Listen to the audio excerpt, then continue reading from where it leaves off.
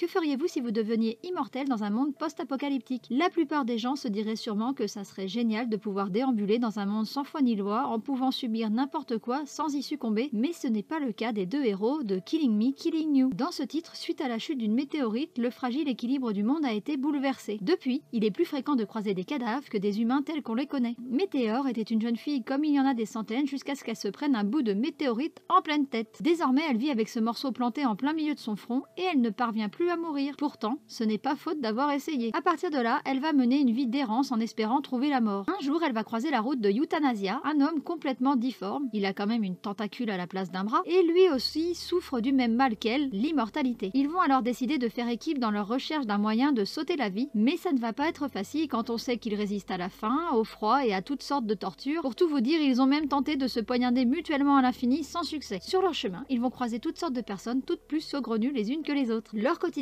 est évidemment hors du commun, mais c'est un plaisir de le vivre à leur côté. Ce manga a été pour moi une belle découverte. J'ai été attirée par la couverture vraiment très belle, mais aussi très mystérieuse. Et comme le résumé l'était tout autant, je me suis dit qu'il fallait tenter le coup. Côté dessin, j'ai immédiatement reconnu le trait de l'auteur de It's My Life, un titre que j'aime beaucoup. D'ailleurs, je me demande quand arrive la suite de ce manga. En tout cas, j'ai été ravie de voir qu'elle sortait d'autres séries. Côté histoire, ça a été une très belle surprise. Je m'attendais à quelque chose de post-apocalyptique un peu sombre, mais en fait, le ton est vraiment marrant. Météore est une grosse maladroite avec un grand cœur qui agit avant de réfléchir, ce qui fait qu'elle se retrouve souvent dans des situations périlleuses, mais pas grave puisqu'elle peut pas mourir. Elle est vraiment rigolote. Euthanasia est plus taciturne, mais il permet d'apporter de nombreux questionnements sur la vie et la mort, sujet qui est au cœur de l'intrigue bien sûr. J'ai trouvé qu'il y avait vraiment une grosse réflexion sur ce thème, et quand j'ai découvert le mot à la fin du tome de la mangaka, j'ai mieux compris. J'espère que ce manga a été un exutoire pour elle et qu'elle va mieux. En tout cas, si vous aimez It's My Life, les univers loufoques et les réflexions un peu profondes sur la vie, vous devriez vous y intéresser.